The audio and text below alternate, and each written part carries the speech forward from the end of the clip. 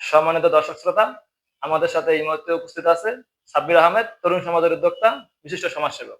তার সাথে আমরা কিছু কথা বলবো। ধন্যবাদ আপনাকে। পৃথিবীর সবচেয়ে মূল্যবান সম্পদ কোনটি বলে আপনি মনে করেন?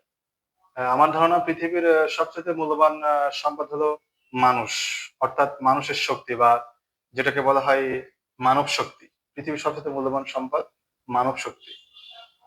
মানব শক্তি কেন শ্রেষ্ঠ সম্পদ বলে মনে করেন আপনি?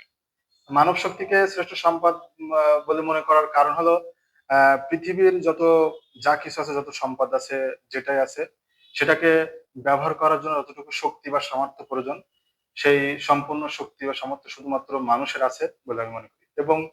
আহ, এবং একটি বিষয়টি হলো যে পৃথিবীর মানুষ ব্যতীত অন্য যে কোনো সৃষ্টি আহ, শুধুমাত্র তারা নির্দিষ্ট কিছু বা হয়তো একের অধিক কিছু সংখ্যক কাজের জন্য নিয়োজিত, কিন্তু মানুষকে কনভার্ট করা যায়, মানুষকে বিভিন্ন কাজে ব্যবহার করা যায়, মানুষের শক্তিকে বিভিন্ন খাতে ব্যবহার করা যায়, যার কারণে মানুষের শক্তিটাকে সবচেয়ে বেশি শক্তিশালী বলে আমার মনে হয়।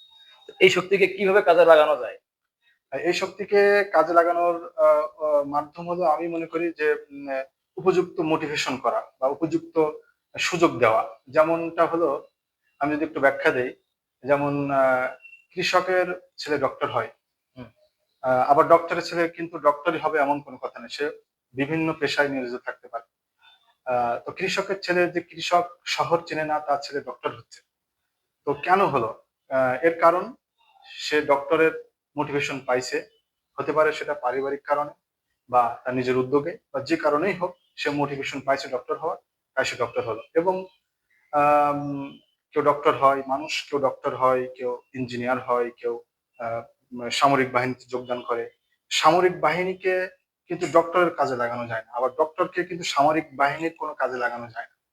তো মানুষ কিন্তু একই প্রজাতির মানুষ, কিন্তু তাকে যে ভিন্ন ভিন্ন পেশায় বা ভিন্ন ভিন্ন শক্তিতে রূপান্তর করা যাচ্ছে, এই শক্তিটাই হলো মানুষের শক্তি। এটাকে আমি মনে করি মানুষের সবই শক্তিশালী। এবং আহ এই যেমন কৃষক হিসেবে ডক্টর হলো মোটিভেশনের কারণে, ঠিক একই ভাবে আপনি যদি দেখেন যে আহ, আমার অনেক জানা পরিচিত মানুষ আছে যাদের ক্লাসের সেরা ছাত্রী ছিল, যার শিক্ষক হওয়ার স্বপ্ন ছিল, শিক্ষক হওয়ার যোগ্যতা ছিল, সে এখন এক অবহেলিত গৃহিণী।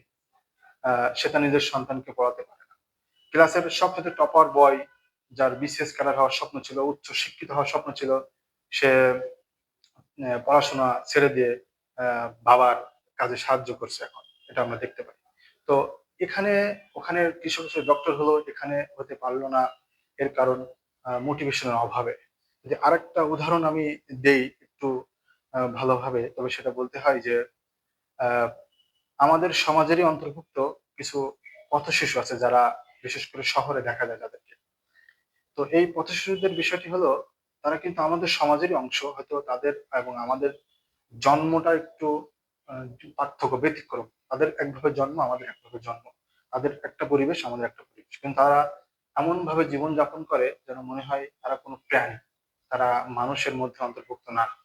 যেমন তারা গাছতলায় থাকে বা তারা কোনো পানিতে কোনো সামুদ্রে থাকে, উন্নত চিকিৎসা পায় না, ঠিক মতো খাবার পায় না, পোশাক পায় না।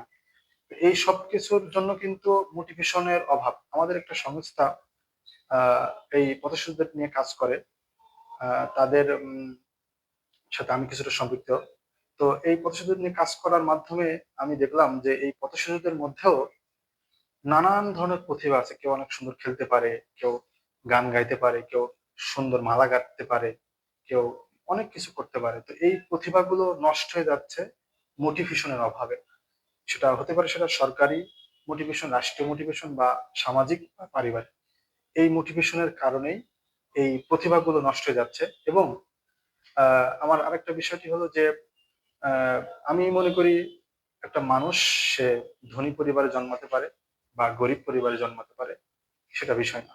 একটা মানুষ যখন জন্মগ্রহণ করে, তখন সে একটা সম্পদ, সে একটা দেশের সম্পদ, সে একটা সমাজের সম্পদ, সে পৃথিবীর একটা সম্পদ। কারণ তার হাতে অনেক কিছু করার সুযোগ আছে। যেমন আমাদের দেশে কিন্তু খুব বেশি বিজ্ঞানী আহ, দেখা যায় না, কারণ আমাদের তো গবেষণা কেন্দ্র নাই, তাই বিজ্ঞানী দেখা যায় না। আমাদের একটা আমাদের বিভিন্ন মানুষ কিন্তু বিভিন্ন এক্সপার্ট নাই আমাদের দেশে। যদিও কোনো কিছু হয়ে থাকে, অভিজ্ঞতা অর্জন করে থাকে, তবে সে বিদেশে চলে যায় ভালো সুযোগ সুবিধা পাওয়ার আশায়। আমাদের সাথে দেশে থাকে না, কারণ এখানে উপযুক্ত তার মোটিভেশন করার বা তার সুবিধা দেওয়ার মতো আহ, ব্যবস্থা আমাদের এখানে নাই। তো এবং ঠিক আমি আছে।